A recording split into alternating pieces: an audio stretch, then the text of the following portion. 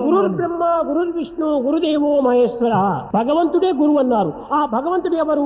ప్రకృతి మనకు భగవత్ స్వరూపము. Nature is the best teacher. కనుక మనకు ఈ నేచర్, ఈ యొక్క జగత్తే, విశ్వమే మనకు నిజమైన గురువు. కనుక విశ్వము లోపల ప్రతి పక్షి, ప్రతి వృక్షము, ప్రతి శిల అన్ని కూడా మనకు అనేక రకములైనటువంటి ఉపదేశములు గావిస్తున్నాయి. అడవులంతా కూడాను కేవలము కాష్టమయము, కొండలంతా కూడాను కేవలం శిలామయము, భూమి అంతా కూడాను కేవలం మృణ్మయము, దేహమంతా కేవలం మాంసమయము. ఇవన్నీ కూడాను పంచభూతములమయమే.